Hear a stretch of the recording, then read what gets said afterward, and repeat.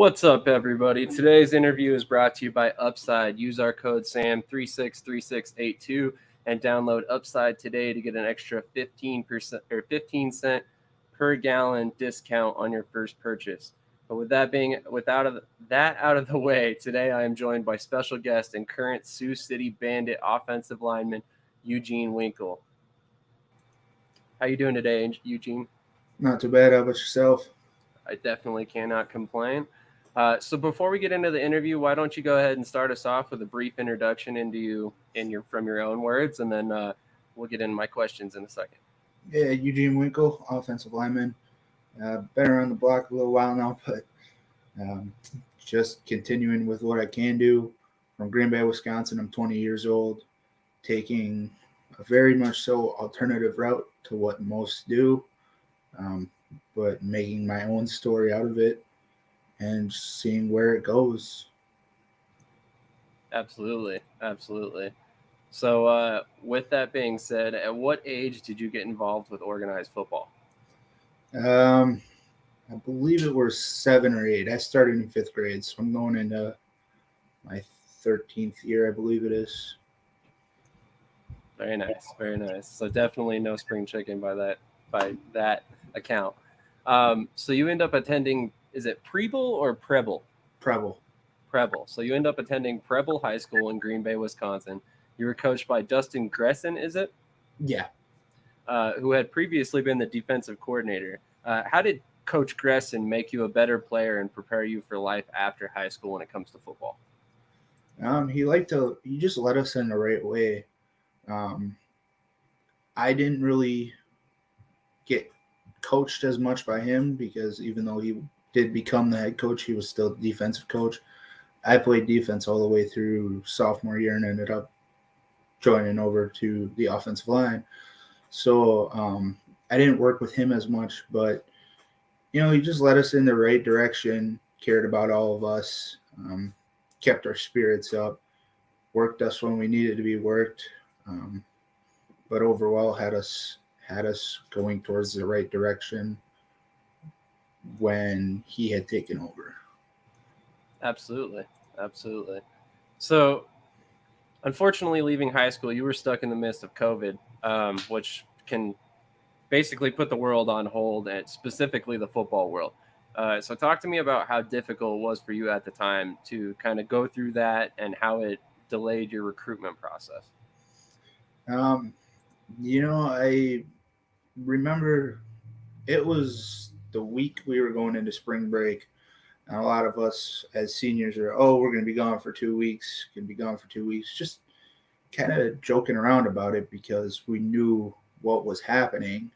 And some of the other area schools had closed for an extra week. And it turned out to be the rest of the year, and quite frankly, a lot longer than that for others. But it had delayed my process from a standpoint as of I had just done a college tour at Central Lakes College up in Brainerd, Minnesota, like less than 2 weeks before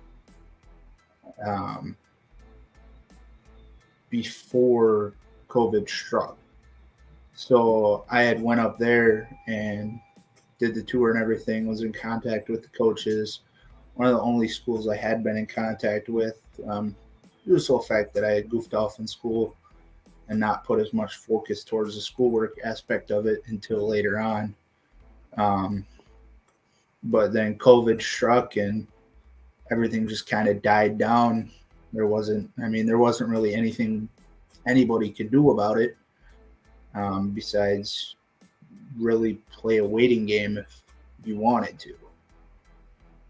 That's completely fair. I mean, it was one of those things where I remember very distinctly that it was happening, but it seemed so far off, so distant in like the end of 2019, and then very early in 2020, it's like it very quickly became a reality in our country as well.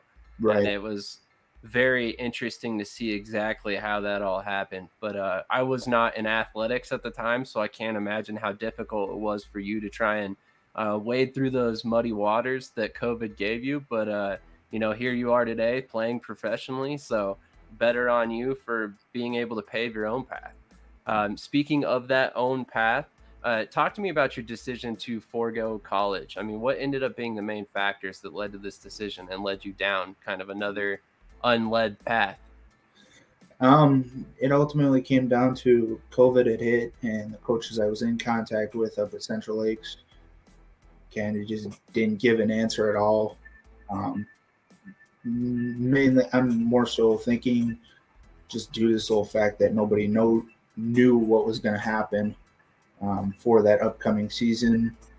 I'd been in contact with some people I knew back home here in Green Bay, and um, the guy who was the head coach of the first semi-pro team I played for, the Mariners. I'm with them again, but he reached out to me and he told me about semi-pro, and I'd never heard of it. Not many people have unless you've done it, but he had introduced me to it. I had been accepted into the University of Wisconsin Green Bay, and I just, sat down and thought about it a little bit. And I was like, well, it doesn't necessarily take away college football for me. It's just a way to pave the path to get even better. And I was still planning on attending college so I could get my grades up to where they could be and have even more of a shot at continuing and playing college football somewhere. Absolutely. So, was your goal ultimately at that point still to attend college at some point? Yeah, I actually did start college at UWGB, and because of the sole fact that the world was COVID, everything was online, and going into college as a freshman, trying to learn way more higher standards than what high school was really tough. Unfortunately, I only lasted about 3 weeks in college, and I decided to drop just because I physically could not learn everything online like that. Um, and it's something that, even though I can't play college football anymore, if the right opportunity were to present itself, um, with being able to do everything I'm doing now and attend college still, I gladly would, to look for a degree and get a degree in something. But, you know, a lot of people go to college, don't go to college, or even don't go until they're in the 30s or 40s. So it's one of those things that nevertheless is almost always there for you. And, if there is a right time, I would gladly do it again. Absolutely.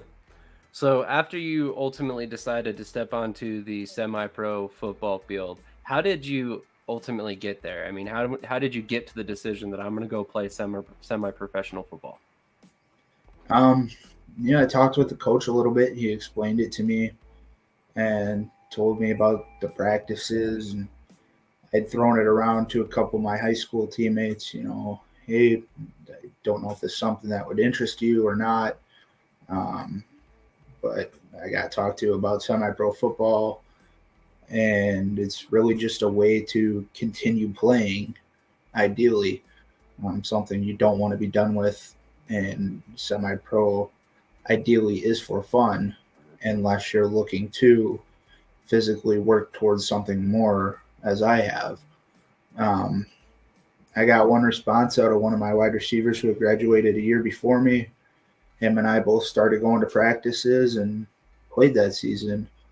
Um, it was really fun. It was really tough. The midst of COVID, we were in a really tough league. We only won 2 games. Very hard hitting.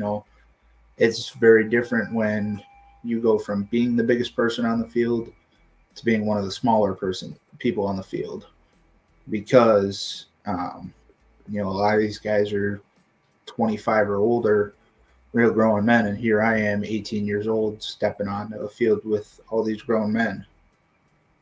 Absolutely. Which semi-professional team did you end up playing for? I didn't catch that name earlier. So my first year was the Manitowoc County Mariners. and some things had happened where ultimately my dad and my coach of that team ended up starting a team, which was the Sheboygan County SaberCats. We started a new team, and we ended up kind of creating a new league in the general area our first year. So some things happened where it ended up falling out in the end, but with the SaberCats. But if I could go back and do it again, I definitely would.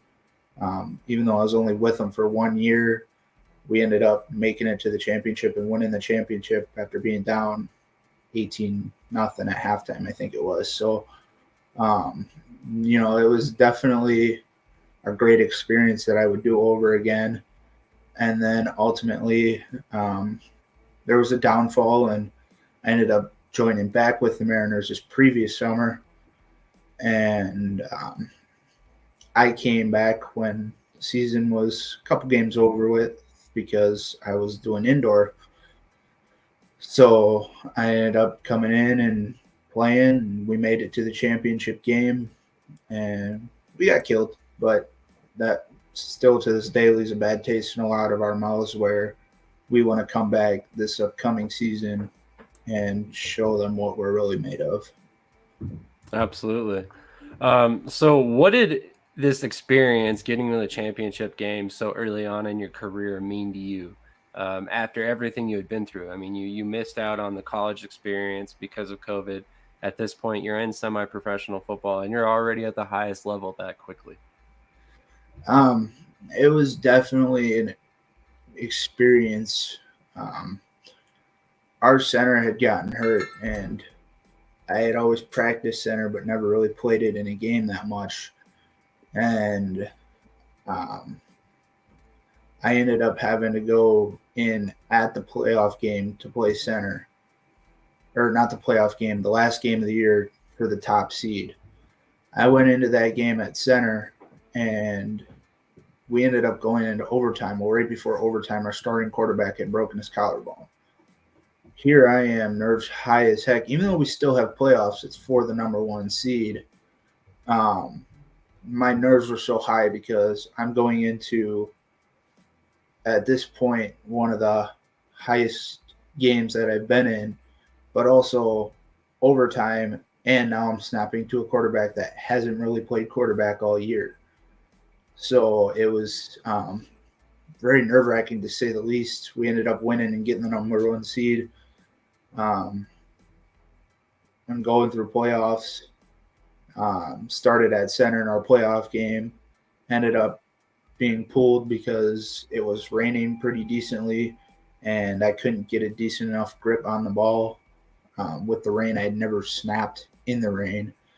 So we ended up bouncing around the line, but ended up, getting pulled, and we still won the game by a fair margin. Going into the championship game, I went back to center and played the first half at center, and then come the second half, we switched the lineup a little bit, just give a different look, see what we could work with, and ended up going and playing at tackle, I believe it was.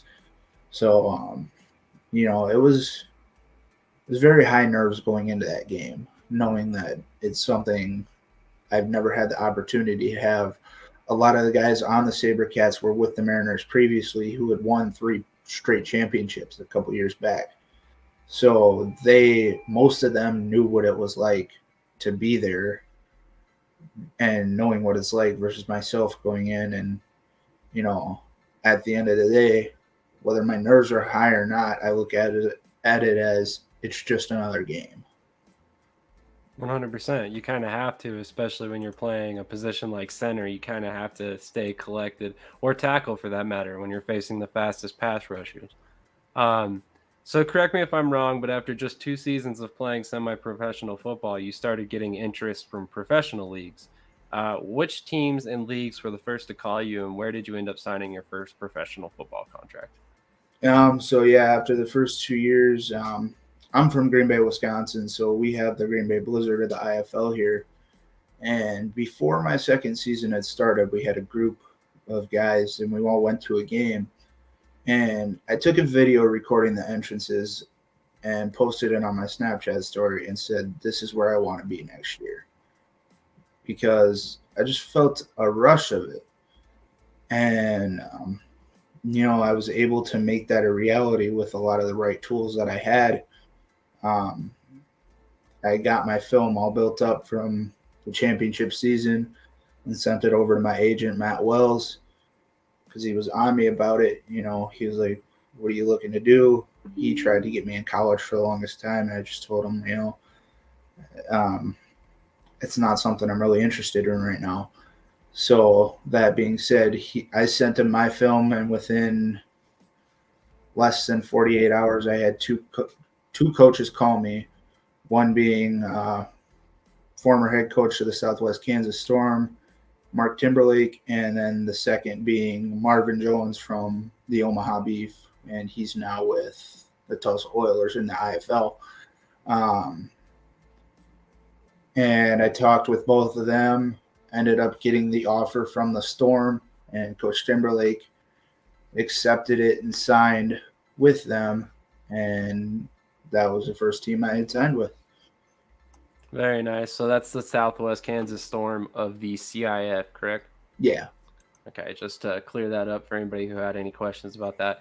So talk to me about when you first arrived in Kansas to join the team. What were the thoughts running through your head? I mean, I know semi-professional football is definitely organized football, but it's definitely not the professional level. So what were your main concerns, your first thoughts at that time?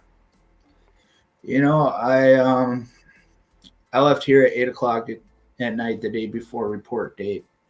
And when I had signed the contract, I kind of knew what I was getting myself into, but kind of didn't, with it being a whole new level of football. And one of the biggest things I feel that helped me was I grew up watching it, which a lot of people can't really say that because now you can because so many states have grown into arena and indoor. But myself growing up being younger, there wasn't too many places that had it.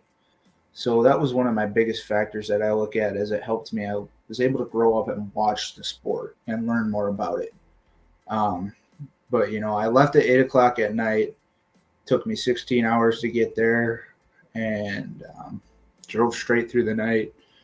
Got there, walked around outside a little bit, and I ran into some guys right away, and they were teammates, and they told me right away. They looked at me, and we were talking. So why aren't you in college? And that's the same story with a lot of guys. They all ask, why aren't you in college? And I just explained to them, my reasons behind it.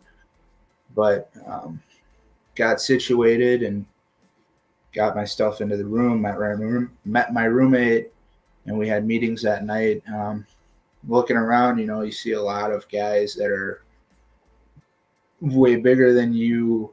A lot of guys that are veterans of the sport of arena and indoor, so they know almost everything. But it wasn't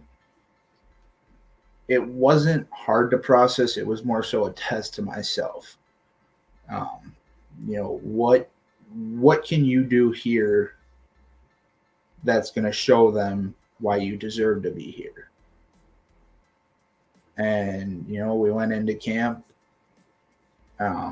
Ultimately, I ended up being cut, but I wasn't mad about it. Anytime I've been cut, I haven't been mad about it. It tells me myself that I have to work harder to get where they are. I have a lot of friends that say, oh, that's BS, oh this, oh that. I said, why? I said, I got to work harder. It doesn't bother me at all because there's so many teams out there that, in my aspect, like last year, I had the benefit to be able to play for 4 different teams or be in camp with 3 teams or whatnot. So, it's a revolving circle. You got to look at the best of it and not let the bad parts tear you down. 100%. So, moving on to your next stop at the professional level, you end up signing with a team that we follow very closely on this channel, the Duke City Gladiators of the IFL.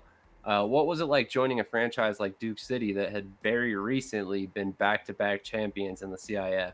What was the atmosphere during your time there?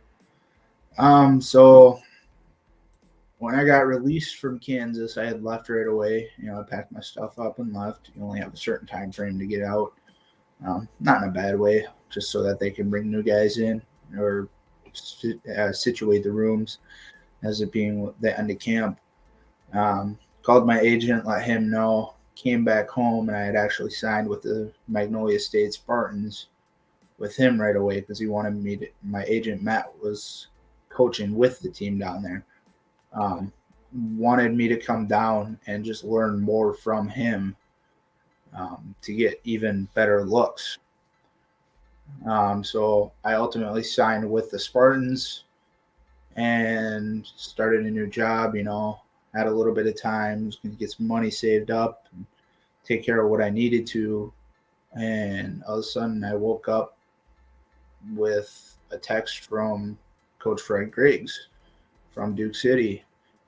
And he ultimately said, I have a contract for you. He said, but I need you here ASAP. And so we talked about it, and I signed the contract and flew out the next day. Put everything together.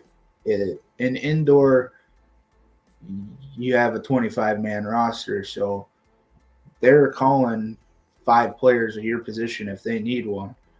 But who's going to actually show up or be there right away to show who wants it the most, not only in practice, but from that perspective. I got down there about halfway, or a little over halfway through camp. I think I got down there on a Wednesday. We had team dinner that night, and the following morning we had practice at 5:30 in the morning. Got up, went to practice, and it was practice where it was a week away from the season opener, so they had brought refs in to kind of simulate a game with the players who were new or even veterans, any new rules, anything like that, to go over everything. Me being my first day, I obviously didn't have the playbook or anything, so I did Indy and then pretty much sat and watched practice that day just to learn more so. Come day 2, same time practice, 5:30 in the morning, and this was the last day of camp, so we knew cuts were coming. And there was 4 of us there. When coach called me, he called one other guy. We both showed up, and unfortunately, but good for him, he did a little bit better than me. I told myself when I first got into it, I didn't want to be in the IFL due to the sole fact that I knew all those guys had more experience and I wanted to learn more at the lower level. But at the same time, when a contract offer presents itself, I wasn't just going to turn it down. So had practice, struggled a little bit, and then ultimately, unfortunately, I got the call. But the benefit to that was the same day I had signed with Duke City, Coach Jones of the Beef had contacted me again and asked what was up. And I told him, I said, I actually just signed with the Gladiators a couple hours ago. I said, but if anything happens, I'll let you know, see if we can't do something. So I got released by Duke City, and my roommate and I both did, but he was in the office with the coaches after myself. I sat on the couch in the open space area and contacted Coach Jones right away, knowing that he had contacted me just a few days prior, seeing if we can make something out of it. Very nice. I like the initiative there to hit him up right away. So talk to me about the coaching you've received since arriving at the professional level. I mean, you've spent time with the Southwest Kansas Storm, the Duke City Gladiators, and now you're joining Marvin Jones, one of the best coaches in the indoor league or indoor leagues, and a former NFL player. I mean, this is something like you're basically building a foundation brick by brick, kind of to build off of as a player. Right. It's been different types of coaching with every team. In Southwest Kansas, when I was there, I can't remember his name, but he was an older guy as our O line coach who had coaching experience in the NFL and pretty much all around. And he worked us like there was no tomorrow, but at the same time, we did drills that I'd never even heard of before. So learning those new drills, it was definitely tough. Very much so, more so agility workout than anything. Um, but learned a lot there. Um, Duke City, we did a lot of bag drills, a lot of just one-on-one drills to make sure you were getting the right movements. And in Omaha, we had a lot of indie time at each practice. Just so I personally like more indie time. It gives you a lot more to work with the guys you're going to be playing next to, not only, but just to get better at what you're doing. So we worked on a lot of the same stuff repetitively at practice, but that was so it was muscle memory come game time. I like that. That makes perfect sense. I mean, you don't want to be thinking in a game. You want to be reacting, without that thought process even having to be involved. So you end up at the Omaha Beef. At the time, the Beef are one of the best teams in the league, having won the CIF championship in 2021. What was it like joining yet another championship organization at this level? Um, I got there. I left straight from Albuquerque and flew straight up to Omaha. Got picked up. Went down to the offices. Met Coach Jones in person and Coach Luis Class. Um, and we sat and talked for a little bit. Looked at the little bit of film I did have from our preseason game when I was with the Storm. Um, and just ultimately talked for a little bit. Talked about what I'm trying to do, talked about what he's trying to do. Um, Ultimately, it came down to I was more so a practice squad member, um, but I was there for a month. So, me being able to be there for a month, I really learned a lot versus being with the Storm for a week or being with Duke City for a few days. I really learned a lot as to getting quicker, the types of different blocks you more so have to do in indoor, um, but really working inside out pretty much all the mechanics to O line because indoor and arena is so much more fast paced than just regular 11-man football that you almost have to reteach yourself everything um, because you have to be that much quicker. So you have to learn how to teach yourself how to get that step faster or get your hands out faster or block downfield harder or whatever it may be. Um, you know, my best experience out of all three of them was Omaha because I had so much time to learn. That makes sense. That makes a lot of sense. But on that note, I think now's a perfectly good time to play your highlight video. So here is his 2022 highlight video from playing with the Magnolia State Spartans.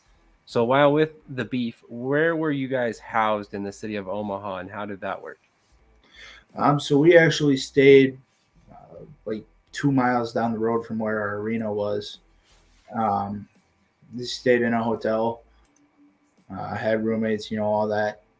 But it was nice. We were able to. I mean, the practice facility was a little bit further away. I would say it was like 10, 15 minutes versus 5 minutes from the arena. But at the same time, everything was remotely close. If we had meal vouchers or anything, everything was fairly close enough to where we could go in groups and carpool and all that. It wasn't nothing too major. We practiced at 9 o'clock at night just because that's when the time slot was that we had the practice facility they use. So we had practice 5 nights a week, 9 to 11. But other than that, it was a really great experience out there overall. Very, very compact and nothing too far majorly out of the way. Definitely. I mean, that's always a bonus when you're a player in one of these leagues where you're not necessarily making a boatload of money, but you still want to kind of be in the community and involved somehow. So one thing I wanted to talk about when it comes to your game is your versatility. We spoke off camera and you talked about the fact that you've basically played all 5 offensive line positions, whether it's tackle, guard, center, while also listing nose tackle as another possibility as well. How do you go about preparing for all these different roles you may hold for a team? Are you literally studying what each tackle, each guard, and the center do on every play for every new playbook that you take in? No, not really. From my aspect, I've always looked at it as, you step up where you're needed. My perspective on it is right side versus left side. As a lineman, all you really got to do is switch your feet. All the calls are the same, just different numbers. Sure, you got to learn a little bit because of different playbooks, but ultimately, the only thing I really ever do if I have to switch positions from mainly right tackle is switch my feet if I'm going to the left side. I may have to take a little bit different of a step if I'm on the inside versus the outside, or if I'm pass blocking, not drop back into such a far pass block. And center, ultimately, my main focus at center is worry about getting the ball to the quarterback's hands over anything. I look at that as being able to successfully set up the play, knowing I have my guards on the outside of me being there to help if anything were to go wrong that quickly. Absolutely. That makes sense. Would you prefer to pass block or run block? And tell us about some of the nuances required to do so at a high level. I would say for outdoor or 11-man, I'd probably say more so run block. It's a lot of fun getting to block that main guy at first in a double team and then going and cracking a linebacker 10 yards down the field. But indoor arena aspect, I would say more so pass blocking, because you can have an 11-man, a guy that lines up, say, 9 yards wide, and you got to do everything in your power to get your steps physically perfect in a pass block situation to be there to block him so your quarterback doesn't get lit up. Versus indoor, they only have a shoulder to be lined up on you. So that guy is right there. Indoor is a lot more so passing. And that's where I really learned how to kick step a lot better and pass block, which was indoor. But from aspect of it, as long as we're helping the team get yards as a line, it doesn't really bother me what we're doing. I like that. That's a great answer. I'm sure the coaches would love to hear that as well. So what are some things you are actively working to improve when it comes to your game as a blocker? I'm always working to get faster. That's one of my biggest weaknesses, which, got a lot better last year. But being a bigger guy, you got to work constantly to get faster and more athletic because you don't know who you're going against. Some of these guys, if you go to the higher levels or even the CIF, have, overseas or NFL experience. So you never know what you're going against unless you physically study every player of every roster. But, that's where you learn more so in film, doing that film study, what you're going to be looking at and what you need to do to prepare yourself to do the best you can in that game or any game, really. So yeah, that's probably my biggest thing. Is just the agility part, which I've been able to improve a lot. We had our first off-season workout for the Mariners last weekend, and I went to it, from a aspect of not because I'm playing for you guys at the beginning of the season because I'm leaving, but to get field work. It was the first time I touched a field since August in the championship game, and it felt amazing. I felt great. I could definitely tell that I was faster in my kick step than what I used to be, and just hitting it a lot better than what I used to be. So yeah. Very nice. So I spoke about it briefly earlier that you can play nose tackle as well. How comfortable are you playing defense? And is there any chance whatsoever we see you playing defense for the Bandits this season?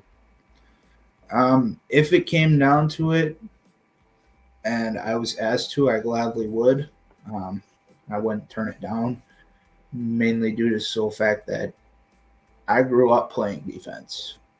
At the beginning, I didn't play offensive line until my junior year of high school. So from fifth grade through sophomore year, I was a defensive lineman. And it would take some getting used to again.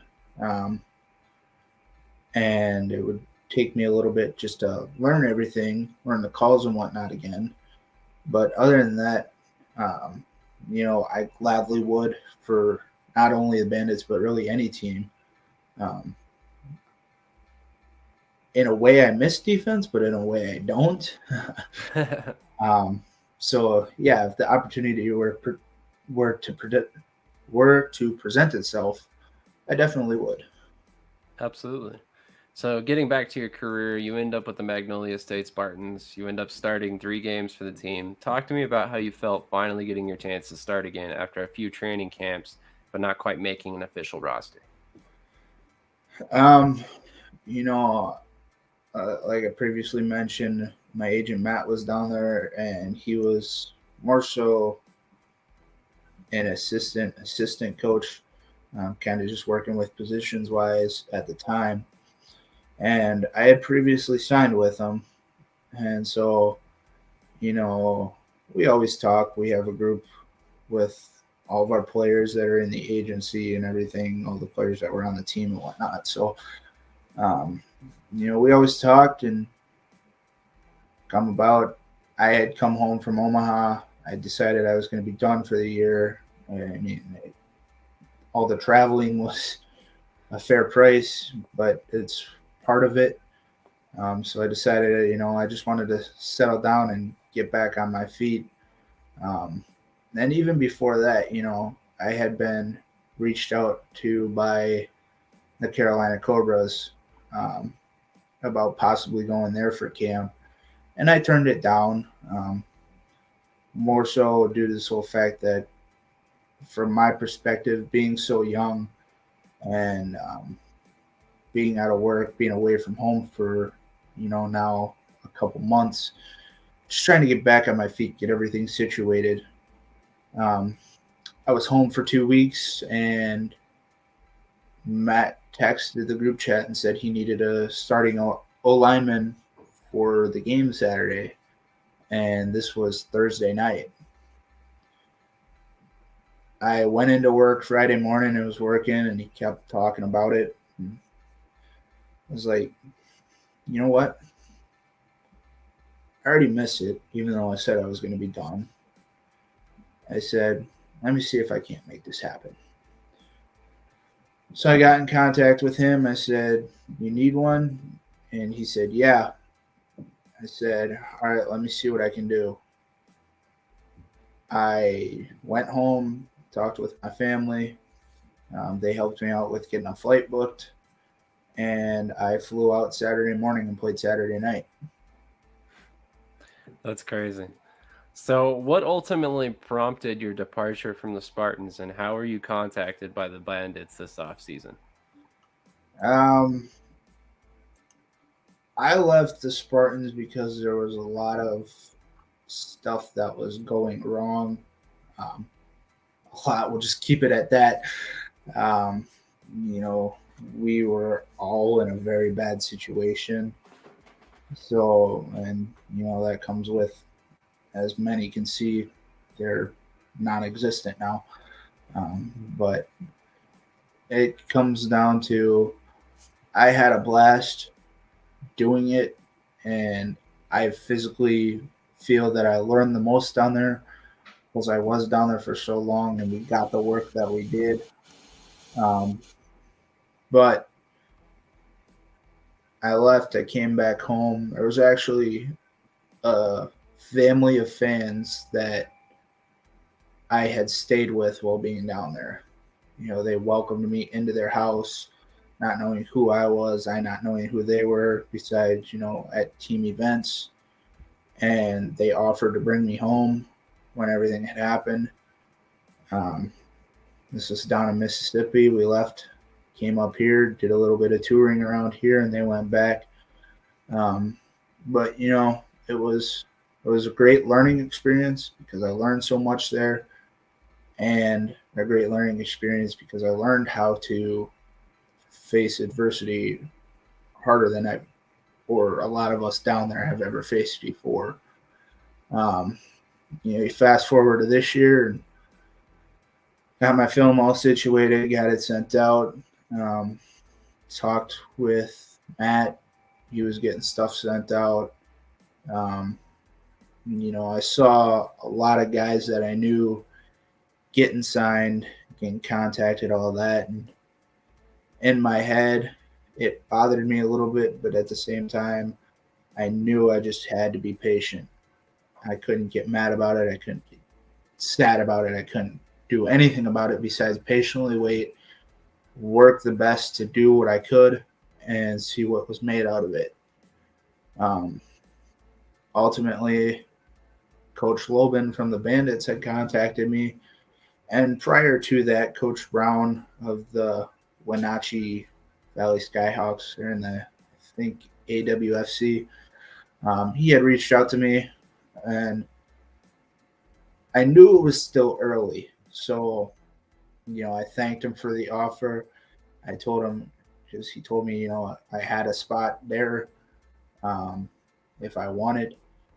I thanked him for it, and I said I'll definitely keep it in mind. But as of right now, I am being optimistic with what I can do, knowing it was still fairly early, even seeing so many people get signed already.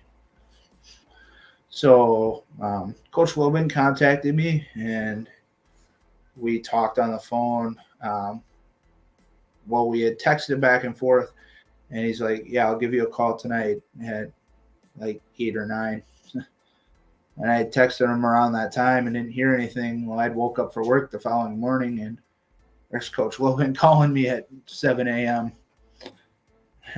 And we started talking. And he's like, "Yeah, I'm a very early bird, so I fell asleep early last night. I apologize." No, not a big deal at all. We talked about it, and he offered me the contract. And I ended up signing there.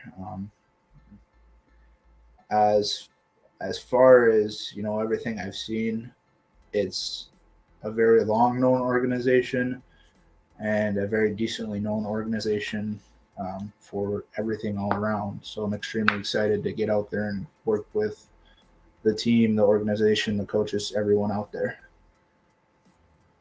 Absolutely. So, what led you to ultimately choose Sioux City above the rest of the teams in the league? For the record, I will accept their awesome logo as an answer. They do have a pretty cool logo. Um, No, I talked with Coach Loban. He explained to me everything. It sounded really, really cool and a really good situation from what I had previously been in with the Spartans and whatnot. Um, versus, put everything into factor when you get an offer. Um, do they have housing? Do they have meals? What's practice look like? Are you able to work? All that stuff you have to put into factor because, as not as many people as you think know, but most indoor doesn't make you a ton of money. Um, yes, you get paid, but you do not get paid a ton. So you can't just drop life and be on NFL tier um, because it's not that at all. It's a way to continue to better yourself and work your way up to what could be. So everything sounded really good. And it's like, okay, well, it's a very known team, 20 plus years of existence, um, good rivalries, not terribly far from home, which isn't a defeating factor for me um, with any team. Just more so, hey, I'm only 8 hours away, so come on out. Possibly bring in more fans, and all that plays a factor into it. So I ended up signing, and then I think what really impressed me, you and I had talked about it yesterday or the day before when we shared out the live. Um, I believe he's the president, Brett Funky, had reached out to me, introduced himself to me. We talked a little bit, but when I shared the live, they were right on top of that. Like you had said to me, no team ever just does it. I have to ask them. Um, I think it's more so they want the community to know who's coming.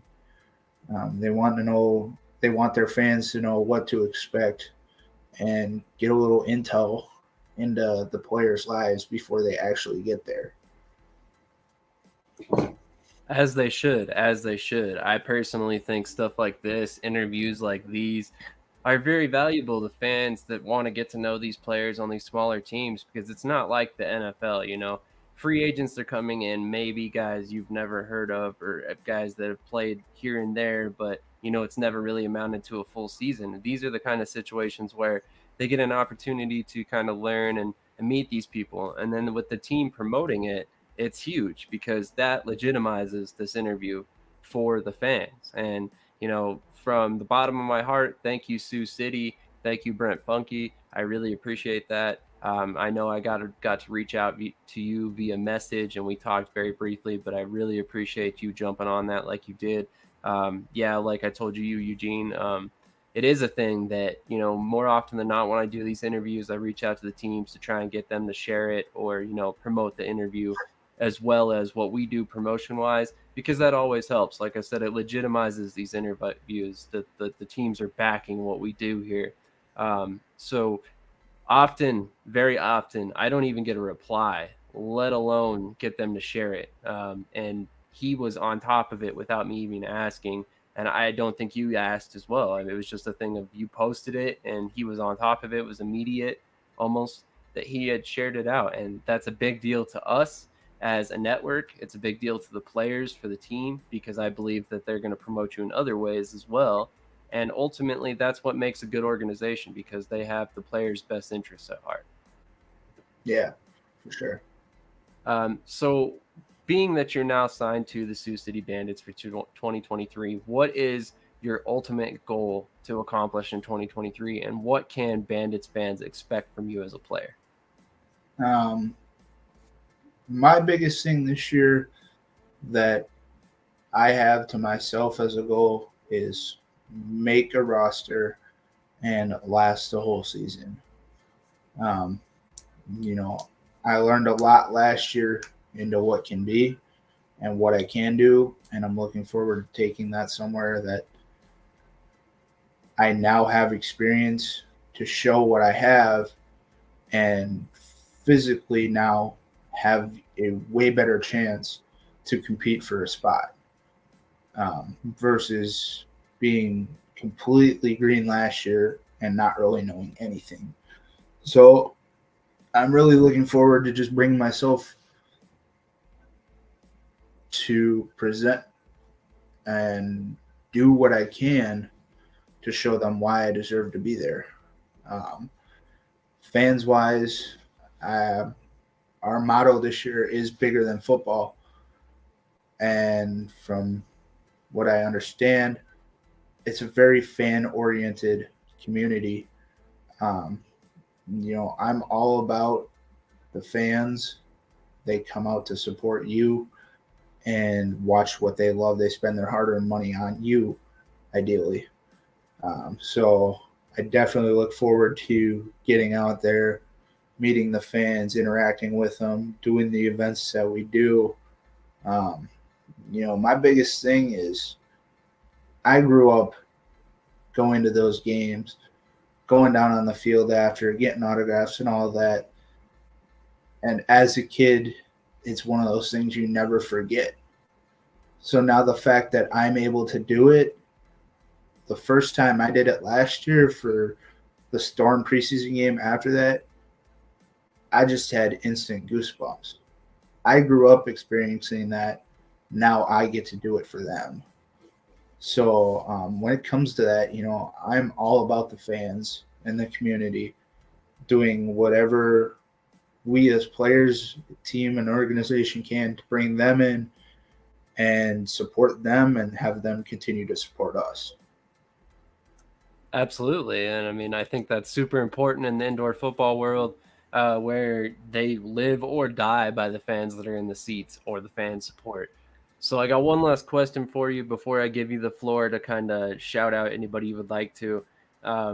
Thinking strictly about the guys you have played with or against during your career since high school, who has been the most influential player that has helped you get to where you're at today?